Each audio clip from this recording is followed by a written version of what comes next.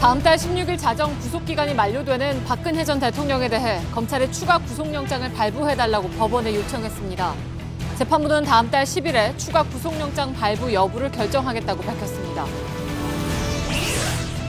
이명박 정부 때 국군 사이버사령부가 심리전단에 적용했던 활동 지침서를 JTBC가 입수했습니다. 심리전단 요원들의 신분을 숨기는 방법부터 활동이 미비한 요원들의 활동비를 삭감하는 등의 규정까지 구체적인 활동 매뉴얼이 담겨 있습니다. 검찰이 2012년 대선을 앞두고 여론 조작을 지휘한 혐의로 유죄 판결을 받아 구속 수감 중인 원세훈 전 국정원장을 다시 불러서 조사 중입니다. 최근 이명박 정부 국정원이 방송 장악 시도와 박원순 서울시장 사찰 등 정치 공작을 벌인 의혹이 새로 제기된 데 따른 것입니다. 이명박 전 대통령이 퇴임 후에도 국군 기무사 테니스장을 수시로 찾은 것으로 JTBC 취재 결과 확인됐습니다. 민간인 신분인 전직 대통령이 국가보안시설을 드나들며 테니스를 친 것을 두고 법조계에선 위법성이 있다는 지적입니다. 가수 김광석 씨의 부인 서혜순 씨가 어제 뉴스룸에 나와 각종 의혹을 해명했지만 논란이 더 커지고 있습니다. 김 씨 유족 측은 해명된 것이 하나도 없다고 밝힌 가운데 경찰은 내일 김 씨 친형을 불러 조사할 예정입니다. 정부가 2022년까지 국내 미세먼지 배출량의 30%를 감축하겠다는 계획을 발표했습니다. 하지만 중국발 미세먼지에 대해선 뾰족한 대책을 내놓지 못해 목표를 제대로 이룰 수 있을지 의문이 일고 있습니다. 허가받지 않는 현수막이 제거되고 있습니다. 서울시가 이른바 불법 현수막 제로를 선포한 지 1년여가 지났는데요. 쉽게 근절되지 않는 실태를 밀착 카메라에서 살펴봅니다. 에너지를 쓰던 자동차가 수소로 에너지를 만드는 시대로 현대자동차. 시청자 여러분, JTBC 뉴스룸을 시작하겠습니다. 박근혜 전 대통령의 국정농단 재판에 중요한 변곡점이 생겼습니다. 구속 만기를 20일 앞두고 검찰이 오늘 법원에 구속기간을 늘려달라고 요청했습니다. 다음 달 16일 자정에 6개월 동안의 구속기간이 끝나는데 그때까지 재판을 마칠 수 없다는 판단에서입니다. 검찰이 연장을 신청한 근거는 SK와 롯데그룹에서 뇌물을 받은 혐의입니다. 그런데 구속영장 청구 당시에는 이 혐의를 적용하지 않았다는 것입니다. 검찰은 구속기간이 연장되지 않을 경우에 석방된 상태에서 재판에 잘 출석하지 않는 그런 가능성 등으로 재판이 계속 지연될 것을 우려하고 있습니다. 반면에 박 전 대통령 측은 SK와 롯데 관련 혐의는 이미 심리가 이루어졌다면서 반발하고 있습니다. 먼저 김나한 기자의 보도입니다. 검찰이 박근혜 전 대통령에 대한 구속영장을 추가로 발부해달라고 재판부에 요청했습니다. SK에 89억 원을 뇌물로 요구하고 롯데로부터 70억여 원을 수수한 혐의를 근거로 제시했습니다. 앞서 지난 3월 박 전 대통령의 구속 당시 청구한 영장엔 SK와 롯데가 미르와 K스포츠 재단에 출연한 혐의가 강요 등으로 기재됐습니다. 하지만 이후 재판에 넘겨지면서 관련 혐의가 뇌물 요구 또는 수수로 바뀌었으니 이에 대한 구속영장을 새롭게 발부해달라는 겁니다. 영장이 추가로 발부될 경우 다음 달 16일 자정으로 예정된 박 전 대통령의 구속기간은 6개월 더 연장됩니다. 검찰은 영장 추가 발부의 필요성에 대해 박 전 대통령 측이 동의하지 않은 증거가 많아 여러 증인에 대한 신문이 더 필요하다고 말했습니다. 하지만 변호인 측은 롯데와 SK에서 뇌물을 받은 혐의에 대해선 이미 심리가 끝났다며 이 사안으로 구속영장을 청구해선 안 된다고 주장했습니다. 재판부는 다음 달 10일 영장의 추가 발부 여부를 결정할 예정입니다. JTBC 김나한입니다. 박근혜 전 대통령 재판은 구속기간 연장 여부에 따라서 재판 전체의 진행 모습이 달라질 수밖에 없습니다. 취재 기자와 함께 향후 변수를 좀 짚어보겠습니다. 이서준 기자가 나와 있습니다. 먼저 중요한 것은 재판이 지금 어느 정도 진행됐느냐 하는 여부인데 이에 따라서 변수가 크게 요동칠 수가 있습니다. 어떻습니까? 예, 일단 뇌물 혐의 재판은 상당 부분 진행이 됐고 또 블랙리스트와 청와대 문건 유출 재판은 한창 진행 중입니다. 하지만 미르와 K스포츠재단 출연금 강요, 현대차, KT, 포스코 등에 대한 직권 남용, KB 하나은행 인사 개입 등은 아직 시작도 못했습니다. 예, 한번 화면을 보시면요. 재판부는 오늘까지 72명의 증인을 신문했습니다. 대부분 박 전 대통령 측이 검찰에서 조사받은 이들의 이 조서에 대해 동의하지 않아서 법정에 직접 나와 증언해야 했던 사람들입니다. 따라서 박 전 대통령 측이 지금처럼 증거에 동의하지 않는 식으로 이 재판에 임하면은 150명 이상의 증인 신문을 더할 수도 있는 상황입니다. 예, 검찰이 추가 구속영장의 근거로 제시한 것, 그러니까 아까 말씀드렸습니다만 SK와 롯데의 뇌물 혐의입니다. 박 전 대통령 측은 이거 관련 심리가 끝났기 때문에 구속영장 발부 사유가 될 수 없다 이렇게 주장하고 있는데 누구 말이 맞습니까? 검찰은 이에 대해서 롯데와 SK 관련 가장 핵심적인 증인 신문은 시작도 하지 못했다라는 입장입니다. 예. 일단 신동빈 롯데 회장의 이 뇌물공여 재판에 이 박 전 대통령과 최순실 씨가 증인으로 서야 합니다. 또 반대로 박 전 대통령과 최 씨의 뇌물수수 재판엔 이 신동빈 회장이 증인으로 나와야 합니다. 또 박 전 대통령과 신동빈 회장, 또 최태원 회장 간의 독대 자리를 주선한 이 안종범 전 수석에 대한 증인 신문도 이루어지지 않았습니다. 예. 자, 재판부가 이번 검찰의 그 요청을 받아들이지 않을 경우에 박 전 대통령 구속 기간은 그대로 끝나게 되는 건가요? 아니면 또 다른 뭐가 있습니까? 예, 그럴 경우에는 이 검찰이 박 전 대통령에 대한 다른 혐의로 추가 기소를 하면서 구속영장을 청구할 가능성이 높습니다. 예. 현재 수사가 한창 진행 중인 이 관제대문 의혹, 이른바 화이트리스트 수사가 꼽히고 있는데요. 예. 이 검찰이 문학의 블랙리스트 의혹의 정점으로 이 박 전 대통령을 기소했듯이 이 화이트리스트 정점 역시 이 박 전 대통령으로 보고 기소할 수 있다는 의견이 법조계에서 나오고 있습니다. 예. 하지만 이런 요청이 모두 받아들여지지 않아서 구속 기간이 연장되지 않으면 16일 자정 이후에는 석방되는 거죠? 네, 그렇습니다. 말씀하신 것처럼 10월 16일 자정에 석방돼서 그 이후로는 박 전 대통령은 불구속 상태에서 재판을 받게 됩니다. 예. 불구속 재판은 기간 제한이 없기 때문에 100명이 넘는 증인 신문을 하다 보면은 재판이 올해를 넘길 수도 있습니다. 예. 그런데 박 전 대통령은 구속 상태에서도 의료 기록 제출 없이 아프다면서 4차례 재판에 불출석하기도 했습니다. 또 강제 구인은 계속 거부를 해왔는데요. 예. 따라서 박 전 대통령이 불구속 상태에서 재판에 출석하지 않으면은 재판 기간은 더 늘어날 가능성도 생깁니다. 예. 자, 박 전 대통령 공범들의 구속 기간도 변수가 될 수 있죠. 예, 그렇습니다. 최순실, 정호성, 안종범, 김종 등의 인사들의 이 구속 기간이 11월 중하순에 끝이 납니다. 예. 최순실 씨는 범죄 혐의가 워낙 많아서 검찰이 진 구속 기간 연장 카드가 많다고 합니다. 하지만 다른 피고인들은 모두 석방되거나 선고를 받을 가능성이 높습니다. 검찰과 특검은 이 박 전 대통령과 공범들이 석방돼 입을 맞출 수도 있다고 말하고 있습니다. 예, 알겠습니다. 이서준 기자와 함께했습니다. 박근혜 정부에서 왕 실장으로 불린 김기춘 전 청와대 비서실장에 대해서 법원이 항소심 재판을 진행하기로 결정했습니다. 김 전 실장은 앞서 1심에서 징역 3년을 선고받고 항소했지만 특검법을 어기고 항소 이유서를 늦게 제출한 바가 있습니다. 그러나 재판부는 원칙적으로는 항소를 기각하는 게 맞지만 김 전 실장 측이 공소 사실에 이의를 제기하는 등의 이유로 법원이 직권으로 조사할 필요가 있다고 밝혔습니다.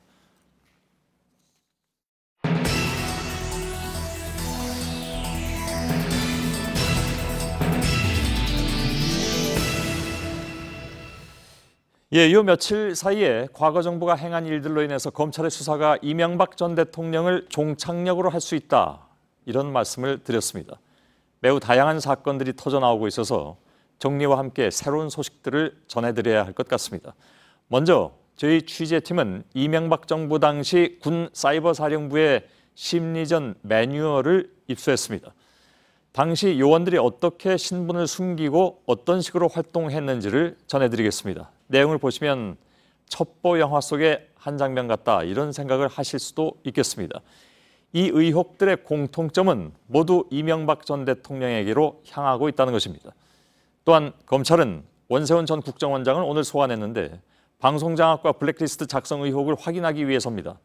최근에 유죄를 선고받은 선거법 위반이나 국정원법 위반 혐의와는 별개의 것들입니다. 이 역시 이명박 정부 청와대에 보고하거나 상이한 정황이 드러난 바가 있습니다. 그리고 또 한 가지는 이 전 대통령의 이른바 황제 테니스와 관련된 취재 내용도 이어서 전해드리겠습니다. 오늘 본의 아니게 이명박 전 대통령과 관련된 소식들이 많습니다. 먼저 이명박 정부 당시 군사이버 사령부는 어떻게 여론 조작에 나섰는가? 서복현 기자의 단독 보도로 시작하겠습니다. 국군사이버사령부 530 심리전단의 심리전 대응 활동 지침입니다. 15쪽짜리 문건엔 심리전 활동의 목적과 임무, 구체적인 활동 방식은 물론 신분이나 장소 위장 방법까지 구체적으로 나와 있습니다.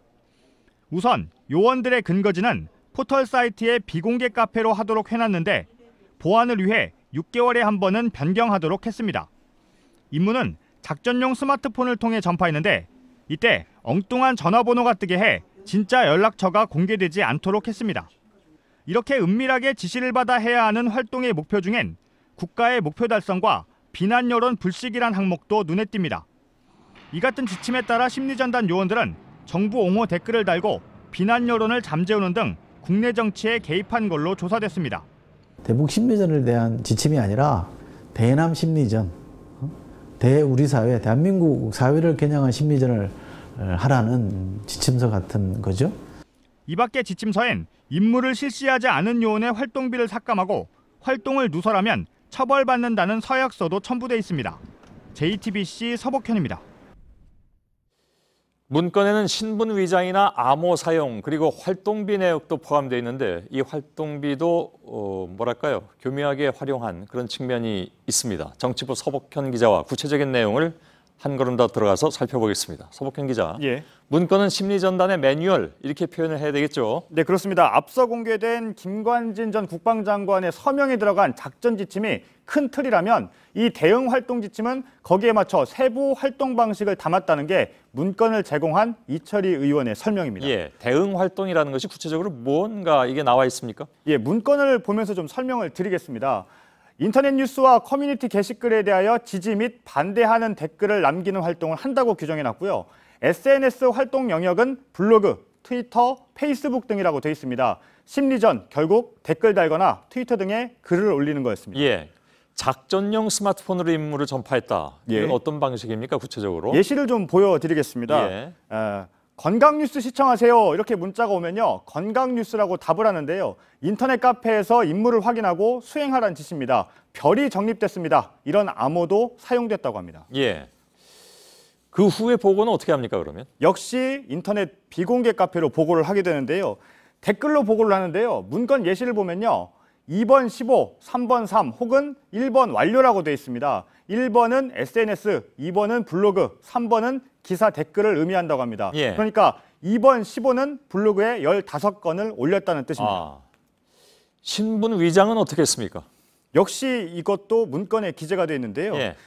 여러 개 계정으로 네티즌과 조화되게 위장하라, 와이파이는 지향하라고 되어 있고요. 이외에 아이디는 동일하지 않게 하고 일주일 단위로 활동 내용을 삭제한다. 또 비밀번호는 한 달에 한 번 바꾸라고 되어 있습니다. 예. 와이파이는 보안성이 없기 때문에 그런 모양이죠? 위치가 알려지기 때문에 예. IP를 쓰기 때문에. 예. 근데 누구를 겨냥해서 하는 것이 핵심인가요? 결국 군이기 때문에요. 적을 상대하는 건데요. 그 적의 규정 한번 보겠습니다. 예. 이 적을 북한 정권 및 국내외 북한 정권 비호 세력이라고 정의를 했습니다. 그런데 국방백서엔 북한 정권과 북한 군이 우리의 적 이렇게 한정했는데 북한 정권 비호 세력을 넣었습니다. 그러니까 종북 프레임이 등장을 하는 겁니다. 예. 국가 비난 여론을 불식하는 활동을 한다고 했는데 비난 여론을 곧 북한 비호 세력으로 몰 수 있다는 얘기가 됩니다. 국정원이 종북 프레임으로 정치나 선거에 개입한 것과 같은 흐름입니다. 앞서 국정원은 종북 인사로 상당수 당시의 야당 정치인이나 정부 비판 인사들을 포함시킨 바도 예. 있습니다. 뭐 기억하기로는 그 당시에 유난히 예. 이 종북이라는 표현이 많이 나왔었습니다. 그렇죠. 그 전에 좌파라는 표현을 이제 일반화시켜서 쓰기 시작하더니 예. 종북, 뭐 종북 좌빨 뭐 이런 식으로 많이 나왔었잖아요. 그렇죠. 활동비도 차등을 주어서 지급했다면서요? 예, 그렇습니다. 이 문건에 보면요. 활동 시한은 24시간 이내로 되어 있습니다. 그런데 이 시한 내에 활동을 안 하면 2번까지는 경고, 3회부터는 10%, 4번은 30%, 5번은 50%의 활동비를 삭감한다고 되어 있습니다. 연속으로 3번 안 하면 아예 지급하지 않았습니다. 예. 활동비 삭감이란 채찍을 썼던 겁니다. 예. 자, 서약서에는 어떤 내용이 있습니까, 그러면? 역시 내용을 좀 보여드리겠습니다. 예. 활동 누설은 반국가적 행위라며 처벌을 감수한다고 되어 있습니다. 법 조항까지 일일이 나열을 했는데요. 시간, 장소 구애 없이 지침을 수행한다, 누설하지 않는다 이런 내용은 서약서에 있는데 정작 정치나 선거에 개입하지 않는다는 문구는 전혀 없습니다. 예. 자, 활동 지침, 그죠? 그리고 암호 이런 걸 보면 아주 치밀하게 작성된 그런 매뉴얼인 것 같습니다. 그렇죠. 서복현 기자였습니다. 자, 원세훈 전 국정원장에 대한 검찰의 추가 수사도 주목을 받고 있습니다. 이 역시 이 수사가 이명박 전 대통령으로 향하는 길목일 수 있기 때문입니다. 검찰은 오늘 구속 수감 중인 원 전 원장을 소환해서 조사 중인데 앞서 2012년 대선 당시의 여론 조작 혐의, 그러니까 국정원법 위반이라든가 선거법 위반, 이건 이미 유죄 판결을 받았죠. 그것과는 별개의 문제입니다. 그러니까 이번엔 방송장악과 박원순 서울시장 음해 등 정치 공작 의혹이 수사 대상입니다. 이 수사 과정에서 이명박 전 대통령의 관여 여부가 드러날지 주목됩니다. 검찰 취재기자 연결하겠습니다. 정원석 기자, 원세훈 전 국정원장은 2012년 댓글 사건으로 최근에 파기환송심에서 시정을 선고받았습니다. 그래서 구속까지 됐는데 이번에 다른 혐의로 조사하는 거죠? 네, 원 전 원장은 지난달 30일 선거법 위반 등으로 징역 4년을 선고받고 법정 구속됐습니다. 이후 구치소에 수감됐다가 오늘 피의자 신분으로 다시 검찰에 소환돼서 조사를 받게 된 겁니다. 검찰은 원 전 원장을 상대로 문화예술인 블랙리스트와 방송장악 문건 등에 대한 국정원의 공작 활동 전반에 대해서 집중적으로 추궁하고 있습니다. 예, 이미 원 전 원장 지시에 따라서 이런 공작이 이루어졌다는 부하 직원들의 진술도 나온 바가 있습니다. 지금 원 전 원장은 말씀드린 대로 선거법 위반 등으로 수감된 상황인데 그렇다면 이번에 혐의가 추가될 가능성이 있습니까? 네, 그렇습니다. 문성근, 김미화 씨 등 문화예술인을 탄압하고 방송사 장악 문건을 만들어서 실행에 옮긴 부분에 대해서는 국정원법상 직권남용과 정치관여 금지죄, 그리고 형법의 업무방해 등 다양한 혐의가 적용될 가능성이 큽니다. 이와 함께 검찰은 원 전 원장이 민간인 댓글 부대에 수십억 원을 지원한 부분에 대해서도 수사하고 있는데요. 이 부분에 대해선 특가법상 국고 손실죄를 적용할 수 있습니다. 예. 자, 그런데 이제 지금 누차 말씀드린 대로 결국 관심은 원 전 원장이 당시 자신의 상관인 이명박 전 대통령의 지시에 따라서 국정원 자원을 동원했다거나 이 전 대통령에게 보고를 했는지 여부일 듯합니다. 이건 이미 모든 분들이 알고 계십니다만은 노무현 정부 때 없어졌던 국정원장 독대가 이명박 정부 때 부활됐기 때문에 그런 의심을 더욱더 가질 수밖에 없는 그런 상황인데 이런 의혹도 검찰 수사를 통해서 밝혀질 가능성이 있을까요? 네, 일단 원 전 원장은 자신에게 씌워진 혐의를 대부분 부인하고 있는 것으로 알려졌습니다. 앞선 국정원 댓글 사건 때보다 훨씬 더 많은 물증과 증언들을 검찰이 확보하고 이를 들이미는데도 혐의를 인정하지 않고 있다는 겁니다. 이 전 대통령의 지시나 대면 보고 역시 부인하고 있는 것으로 전해졌는데요. 검찰은 원 전 원장에 대한 소환 조사를 몇 차례 더 진행해서 당시 청와대나 이명박 전 대통령의 관여 여부를 더 추궁하겠다는 계획입니다. 예, 정원석 기자였습니다. 이명박 정부 국정원의 방송장악 의혹과 관련해서 MBC PD 수첩의 최승호 전 PD가 오늘 검찰에 출석해서 피해자 조사를 받았습니다. 최승호 전 PD는 자신의 전출 계획이 담겨있는 국정원 문건에 VIP 보고라는 표현을 눈으로 직접 확인했다고 말했고 방송장악에 대한 최종 책임은 역시 이명박 전 대통령에게 있다고 주장했습니다. 박민규 기자입니다. 최승호 전 MBC PD는 7시간 넘게 피해자 신분으로 조사를 받고 오후 5시쯤 검찰 청사를 나섰습니다. 최 전 PD는 PD 수첩 제작진으로 4대강 사업 문제점을 다루다 비제작 부서로 전보 조치되고 2012년 동료 5명과 함께 결국 해고된 바 있습니다. 국정원에서 이제 저를 PD 수첩에서 축출해야 된다는 거, 전출시켜야 된다는, 전출시킬 거라는 그런 계획이 문건에 나타나 있는 것을 봤고, 또 자신뿐 아니라 라디오 진행자 김미화 씨 교체, KBS의 추적 60분 PD 인사 조치 등이 국정원 문건에 적혀 있었다고도 했습니다. 2012년 1월 15일 국정원 국익정보국이 작성했다는 문건은 이 같은 조치를 부서의 핵심 성과로도 규정했다고 말했습니다. 최 전 PD는 핵심 성과를 보고하는 해당 문건에 VIP 보고라는 표현도 적혀 있다고 밝혀 이명박 전 대통령이 관련 내용을 보고받았는지 여부도 주목됩니다.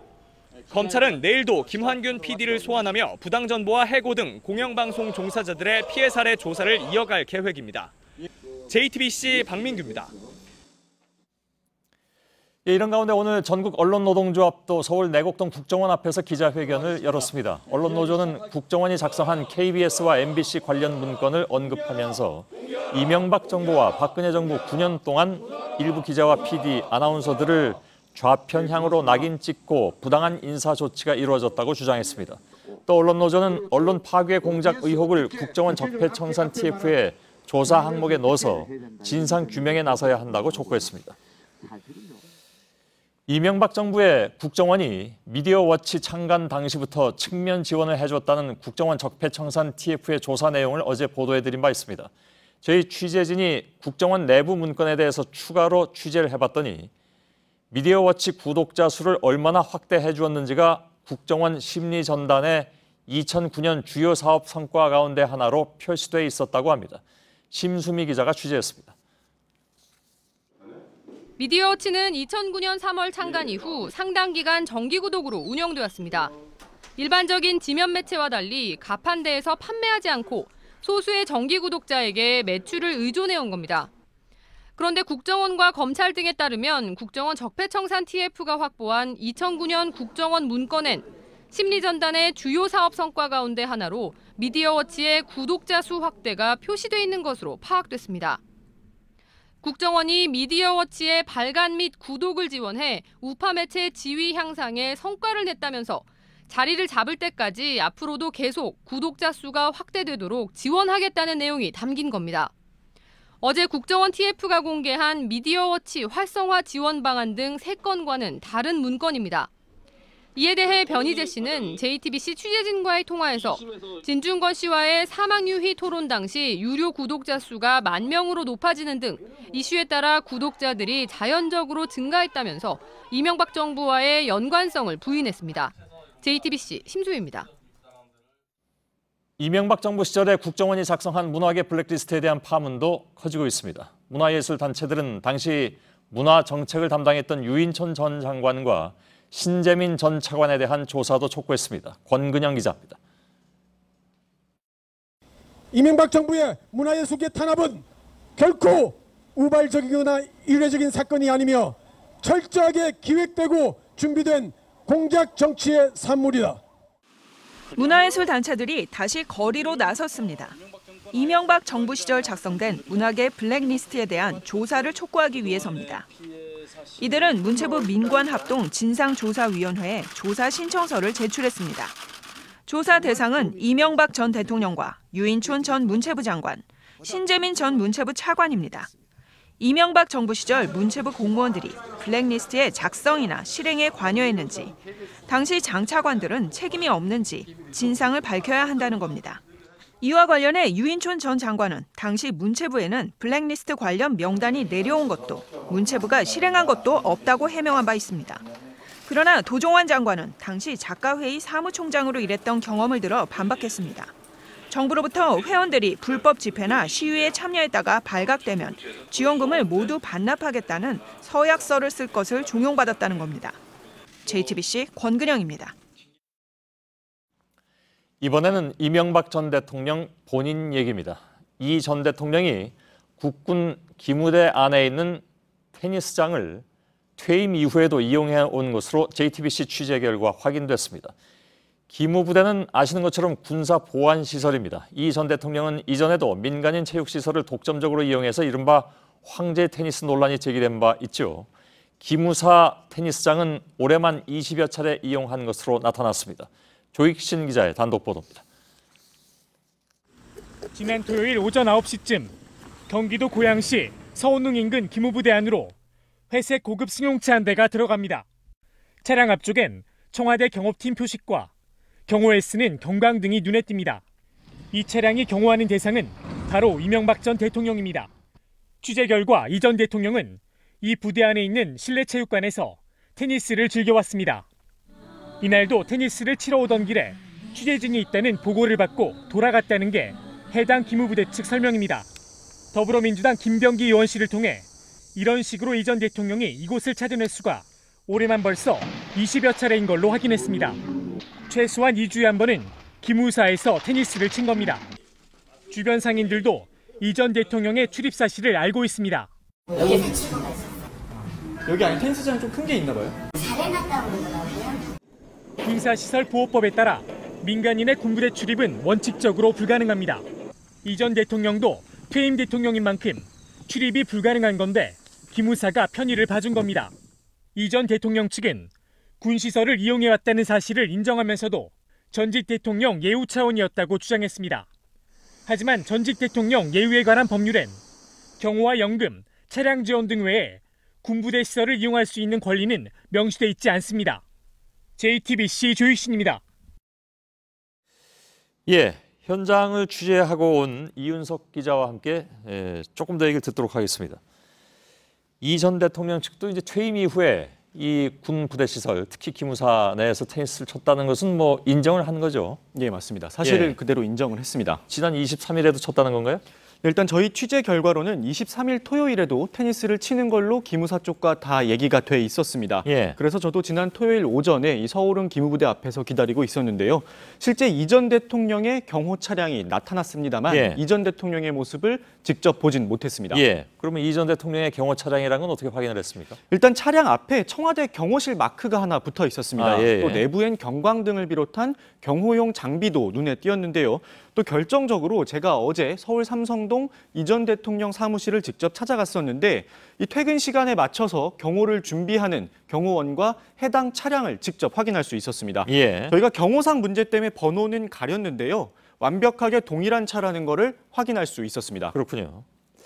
자, 앞선 리포트를 보면 그 기무사 쪽에 간접적으로 확인을 했더니 이 전 대통령 쪽이 치러 오다가 뭐 취재진이 있는 걸 알고 돌아갔다. 이렇게 얘기가 나온 걸로 알고 있습니다. 근데 MB 측에서는 뭐라고 얘기를 합니까? 일단 해당 부대에서 테니스를 쳐왔다는 사실 자체는 인정을 했습니다. 다만 공식적으로 23일에도 테니스를 쳤는지에 대해선 사족을 달아서 얘기할 건 없다. 이렇게만 답을 했습니다. 근데 아무튼 이 전 대통령 돌아갔다는데 경호 차량은 왜 그 안으로 들어갔습니까? 네, 그렇습니다. 이 경호 차량이 안에 들어가서 약 2시간 정도를 머물렀거든요. 그런데 이 경호 차량은 청와대 현직 경호관들이 타는 차량입니다. 이 전 대통령을 밀착 경호할 때 쓰이는 차량인데 이 전 대통령이 중간에 돌아갔다면 굳이 이 차량이 빈 테니스장을 왜 2시간이나 지켰는지 의문이 남는 대목입니다. 그냥 의문입니까? 더 알 수는 없었다. 거기까지는 아직 취재가 되지 않았습니다. 그 안에 들어갈 수는 없었을 테니까요.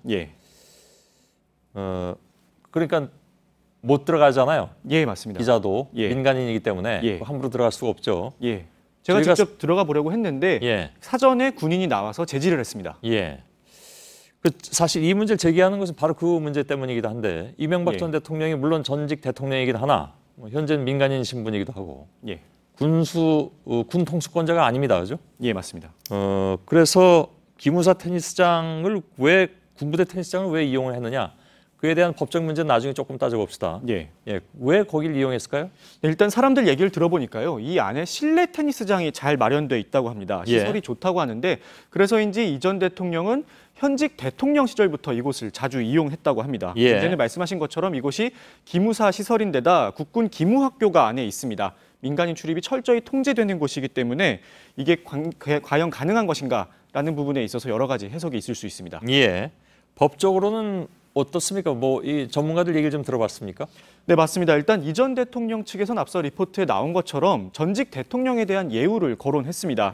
그런데 관련 법률에 군부대 이용 관련 조항은 찾아볼 수 없었습니다. 자, 그렇다 하더라도 혹시라도 이 예우의 의미를 좀 더 폭넓게 해석할 수도 있지 않을까 해갖고 법조인 여러 명에게 의견을 물어봤는데요. 대부분 위법 소지가 있다고 답했습니다. 특히 군 법무관 출신 법조인 한 명이 눈에 띄는 좀 얘기를 했는데요. 잠깐 들어보겠습니다. 여러 차례라면은 업무상 배임의 공동정범으로도 극단적으로 의율하면 의뢰할 수도 있어요. 유지보수비가 분명히 발생했을 거고 개인 사설 테니스장을 이용했다면 지불했어야 될 돈을 지불하지 않게 면하게 됐지 않습니까? 그 사람 재산적 이익을 얻은 거죠. 그걸 적극적으로 이용해 먹었다면 공범이 된다는 거예요. 그런 판례가 있어요. 그런 판례도 있다고 얘기를 하는군요. 맞습니다. 주변 상인들 얘기도 들어봤다면서요? 맞습니다. 제가 주변 상인 여러 명을 만나봤는데요. 공통적으로 이 전 대통령이 퇴임 이후에도 종종 왔었다고 입을 모았습니다. 잠깐 그 얘기도 직접 들어보겠습니다. 테니스 스치고 가신다고. 얼굴도 직접 보셨어요? 저 방금 정치 이렇게 끝나고 나서 이제 이렇게 한 번씩 이렇게 오시는데.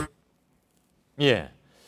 오늘 다 아시겠습니다만은 이명박 전 대통령은 사실 이 황제 테니스 때문에 여러 차례 좀 곤욕을 치른 바가 있죠. 예, 맞습니다. 2013년에도요. 이 서울올림픽공원 실내 테니스장을 일반 시민들의 예약을 막은 채 단독으로 이용을 하다가 이른바 황제 테니스 구설에 올랐습니다. 예. 또 그 이전인 2006년에도 서울시장 시절 남산 테니스장을 공짜로 이용하다가 이 이용 요금을 뒤늦게 납부를 해서 빈축을 산 적이 있습니다. 예. 그런데 이번엔 한 발 더 나아가서 국가보안시설 안에 있는 테니스장을 주기적으로 이용했다는 것이기 때문에 예. 논란이 더 커질 것으로 보입니다. 그러게요. 예. 우리의 평범한 이웃으로 돌아오는 전직 대통령을 기대하기는 아직 좀 먼 것 같습니다. 예. 예. 이윤석 기자였습니다. 어제 노무현 전 대통령의 아들 노건호 씨가 노 전 대통령 서거와 관련해서 논쟁을 촉발한 자유한국당의 정진석 의원을 고발했다는 소식을 전해드렸죠. 그런데 자유한국당에선 오늘 이렇게 된 마당에 노 전 대통령의 금품 수수 의혹을 재수사하자면서 특검까지 추진하겠다고 나섰습니다. 국정원이 만들어낸 자살과 범죄는 별개라는 논리가 다시 쓰이고 있는 것이죠. 신혜원 기자입니다. 노건호 씨가 이른바 부부싸움 후 자살 주장을 편 정진석 의원을 고발하자 자유한국당은 바로 재수사 카드를 꺼내들었습니다. 고발이 이루어진 만큼 이번 기회에 금품 수수 의혹부터 다시 수사하자는 겁니다. 640만 달러의 뇌물 수수의 진상, 그 돈의 행방, 자살 경위 등 명명백백하게 진상을 규명할 필요가. 그러면서 한국당은 당 차원에서 특검을 추진하겠다고도 밝혔습니다. 같은 당 장제원 의원도 정진석 의원과 같은 논리로 공격에 가세했습니다. 장 의원은 소셜미디어를 통해 노 전 대통령에게 속죄할 사람은 가족과 측근이라고 주장했습니다. 민주당은 즉각 일고의 가치도 없는 주장이라고 반박했습니다. 특히 특검을 거론하는 데 대해 이명박 정부의 범죄를 덮기 위한 정치적 물타기임을 스스로 인정하는 것이라고 비판했습니다. JTBC 신혜원입니다. 예, 박근혜 전 대통령의 지지자 일부가 무죄와 석방을 주장하면서 서울 도심 곳곳에서 서명을 받거나 집회를 하고 있습니다. 그런데 자신들의 의견에 반대하는 일반 시민들과 갈등을 빚으며 폭력 사태까지 빚어지고 있습니다. 이선화 기자입니다. 손에 팻말을 든 이들이 걸어오더니 외국인 관광객들 옆을 서성거립니다. 사라지는가 싶더니 갑자기 한 남성이 다가와 서 있던 남성의 다리를 걸어 넘어뜨리고 때리기 시작합니다. 서울 인사동에서 숙박업소를 운영하는 김태길 씨는 지난 23일 밤 폭행을 당했습니다. 한미 동맹에 대한 플랜카드를 들고서 손님들한테 과하게 같이 사진 찍자. 또 우리 손님도 있었는데 그분이 어떤 좀 도와달라, 이 사람들 왜 이러느냐라는 제스처를 취해서 또 여기는 사유지이기 때문에 좀 나가달라라고 하는 요청이. 이곳에서 폭행을 당한 김 씨는 도망가는 무리를 붙잡으려고 실랑이를 벌이면서 40m가량을 끌려갔습니다. 행인의 신고로 실랑이는 끝났지만 김 씨는 입술 4바늘을 꿰매는 등 전치 3주의 진단을 받았습니다. 경찰 조사 결과 이들은 당일 서울도심에서 열린 친박단체 집회에 참가한 것으로 파악됐습니다. 박근혜 전 대통령의 석방을 주장하며 서울 곳곳에서 서명운동을 벌이는 박근혜 무죄 서명운동본부의 집회에 참가한 사람들이라는 겁니다. 서명운동에 이은 욕설과 삿대질은 등산로에서도 벌어집니다. 일부 친박 지지자들이 갈등을 유발하면서 인근 행인은 물론 상인들까지 피해를 입고 있습니다. JTBC 이선아입니다. 국가 권력이 국민의 삶을 옥죄고 국민 세금을 탕진했다. 이번 정부도 조심해야 한다. 문재인 대통령이 10년 만에 부활된 반부패 정책협의회의 첫 회의에서 한 말입니다. 고석승 기자입니다. 노무현 정부에서 운영됐던 반부패 정책협의회가 부활했습니다. 취임 직후 부활 구상을 밝혔던 문재인 대통령이 첫 회의를 주재한 겁니다. 문 대통령은 회의를 시작하며 지난 정부를 부정부패의 나쁜 선례로 들었습니다. 국가 권력을 남용하면서 부정하고 부패한 방식으로 국민의 삶을 옥죄고 국민의 세금을 자기 주머니 속에 돈인 양 탕진했습니다. 이 때문에 박근혜 이명박 정부에 대한 부패 청산 작업이 더욱 속도를 낼 것이란 전망이 나왔습니다. 다만 문 대통령은 권력형 부정부패 척결과 관련해 문재인 정부 청와대도 예외가 아니라며 참모들에게 주의를 당부하기도 했습니다. 관계기관장이 모두 참석한 오늘 회의에서 법무부는 뇌물, 횡령 등 5대 중대범죄와 지역 토착 비리를 엄단하겠다며 전국검찰청에 상시 단속 계획을 발표했습니다. JTBC 구석승입니다. 미국의 전략 폭격기 B-1B 랜서가 지난주 말 북한 동해 공역을 비행했을 때 북한군은 미군 폭격기 비행 여기에 대해서 아무런 대응을 하지 못했다고 국정원이 설명했습니다. 레이더에 잘 잡히지 않아서 몰랐고 미군이 보란 듯 비행 궤적을 나중에 공개한 뒤에야 북한이 대응에 나섰다는 겁니다. 안의근 기자의 보도입니다. 지난 23일 밤 괌에서 출격한 미국 전략 폭격기 B-1B 랜서 2대는 동해 북방 한계선 NLL을 넘어 북한 동해 공역까지 진출했습니다. 하지만 북한에선 아무런 대응을 하지 않은 것으로 나타났습니다. 최소한 전투기를 출격시켜 대응해야 하는데 이런 조치가 없었다는 겁니다. 그것도 자정 무렵에 왔기 때문에 전혀 예상도 못했고 레이더나 이런 데에서도 강하게 잡히지 않아서 미군 측이 비행 이후에 B-1B 폭격기가 들어간 궤적을 공개한 다음에야 북한은 전투기를 동해에 추가 투입했다고 국정원은 설명했습니다. 그동안 B-1B 편대는 비무장지대에 근접 비행해 북한에 경고 메시지를 줬을 뿐 NLL을 넘진 않았습니다. B-1B의 과감한 작전에 북한은 강력 반발했습니다.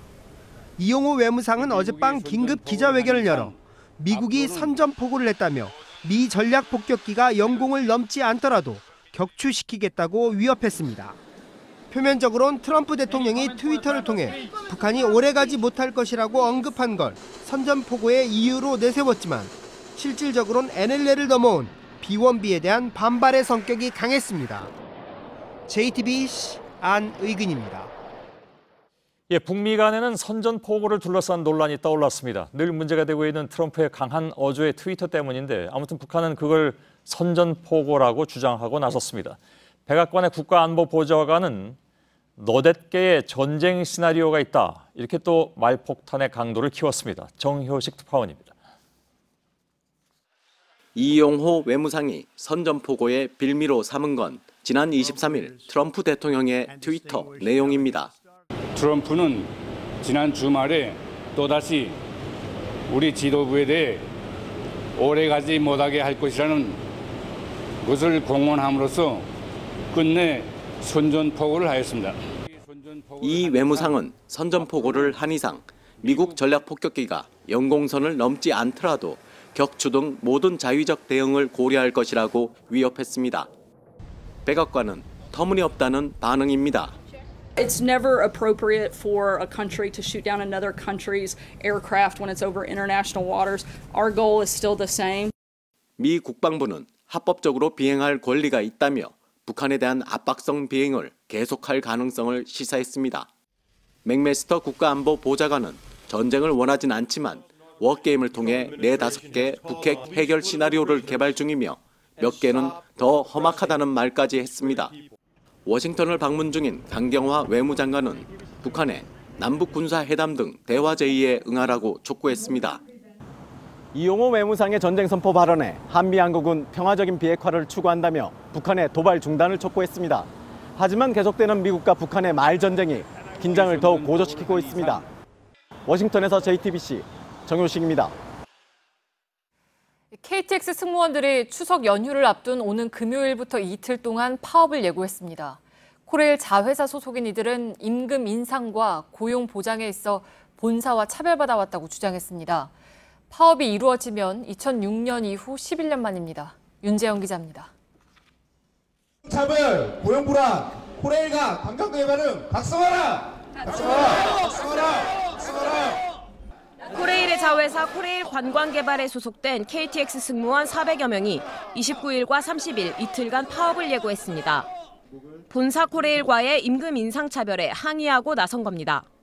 최저임금 수준의 낮은 임금, 공휴일도 보장받지 않는 장시간 노동, 임금 동결, 임금 삭감 등으로 본사 코레일과 자회사 코레일 관광개발의 임금 인상률은 매년 차이가 있어 왔습니다. 올해도 코레일 관광개발이 본사 코레일보다 약 2%포인트 낮은 1.2% 인상이 결정됐습니다. 열악한 공공기관 자회사들의 임금을 5% 인상하라는 정부 방침과도 차이가 있습니다. 코레일 관광개발은 회사가 경영난에 시달리고 있어 어쩔 수 없다는 입장입니다. KTX 승무원들의 파업은 2006년 이후 11년 만입니다. 당시 비정규직이었던 KTX 승무원 200여 명은 자회사로 옮기는 것을 거부하고 본사 정규직 전환을 요구하다 해고됐습니다. 서울역에선 당시 해고된 일부 승무원들의 복직 투쟁이 지금도 이어지고 있습니다. 코레일 관광개발 측은 파업 기간 동안 비노조원을 중심으로 열차 운행에 차질이 없도록 하겠다는 입장입니다. JTBC 윤재영입니다. 정부가 2022년까지 국내 미세먼지 배출량의 30%를 감축하겠다는 계획을 발표했습니다. 하지만 중국발 미세먼지에 대해서는 뾰족한 대책을 내놓지 못했는데 결국 손쉬운 국내 규제만 강화한 것이 아니냐는 지적이 불가피해 보입니다. 박소연 기자입니다. 지난 주말 미세먼지가 덮친 하늘은 천고마비라는 표현이 무색할 정도입니다. 정부가 국내 미세먼지 배출량을 30% 줄이겠다고 발표했습니다. 구체적으로 만든 지 30년이 넘은 석탄화력발전소 7기를 문재인 대통령 임기 내에 폐쇄합니다. 공정률이 10% 미만인 신규 석탄발전소 4기는 액화 천연가스로 전환할 계획입니다. 미세먼지 환경 기준도 선진국 수준으로 강화합니다. 지금은 초미세먼지 농도가 세제곱미터당 50 마이크로그램을 넘어야 나쁨 단계로 구분하는데 앞으로 35 마이크로그램으로 낮아지는 겁니다. 목표대로 되면 지난해 258일이었던 미세먼지 나쁨 단계 발생일이 78일로 줄어들 것으로 정부는 기대합니다. 하지만 중국발 미세먼지에 대해서는 뾰족한 대책을 내놓지 못했습니다. 한중 정상회의에서 미세먼지를 의제로 추진하겠다는 게 그나마 새로운 계획입니다. 중국발 미세먼지의 국내 영향은 평소 40% 수준, 심한 날에는 최대 70%에 달하고 있습니다. 한편 환경부는 감축 목표의 기준점을 2014년으로 잡았습니다. 그 이후로도 미세먼지가 꾸준히 늘었기 때문에 올해를 기준으로 잡은 것에 비해 실제 감축하는 양은 줄어듭니다. 이 때문에 대책이 얼마나 성과를 낼 수 있을지 미지수라는 평가가 나옵니다. JTBC 박소연입니다. 전남의 한 중학교에서 지난 한 달 사이 희귀 질환인 급성 림프구성 백혈병이 잇따라 발생했습니다. 주로 벤젠과 방사선에 노출될 때 걸리는 병입니다. 1년 전에도 한 학생이 비슷한 질환에 걸린 사실이 드러나면서 교육당국이 조사에 들어갔습니다. 이호진 기자입니다. 지난 19일 도착한 이메일입니다. 중학생 조카가 백혈병에 걸렸는데 병원에 가니 비슷한 상황에 같은 학교 학생 2명이 더 있더라는 내용입니다. 전남 해남군의 해당 학교에선 지난달 초 학생 1명이 혈액암 판정을 받았습니다. 한 달 뒤 또 다른 학생이 같은 병에 걸렸습니다. 급성 림프구성 백혈병으로 보통 3에서 5세의 소아나 60세 이상의 노인이 걸리는 병입니다. 지난 10년간 해남에서 이 병에 걸린 중학생은 한 명도 없었습니다. 주로 방사선이나 벤젠 등 화학 물질에 노출될 때 걸리는 것으로 알려져 있습니다. 이 학교는 1년 전에도 학생 1명이 혈액암에 걸렸습니다. 전남도 교육당국은 우레탄 트랙을 제거하고 공기질과 수돗물을 측정했지만 원인을 찾지 못하고 있습니다. 학부모들은 질병관리본부에 역학조사를 요청할 예정입니다. JTBC 이호진입니다. 심장마비, 정확히는 심정지와 같은 응급 환자에게 즉각적인 심폐소생술은 생사를 가르는 일입니다. 지난달에도 쓰러진 30대 남성을 한 청년이 심폐소생술로 살렸습니다. 이렇게 시민들의 자발적인 응급처치가 최근 크게 늘면서 환자들의 생존율도 높아졌습니다. 이정엽 기자입니다. 비틀거리며 걷던 30대 남성이 쓰러집니다. 곧바로 20살 젊은 청년이 심폐소생술을 시도합니다. 심장이 멎었던 이 남성은 목숨을 구했습니다.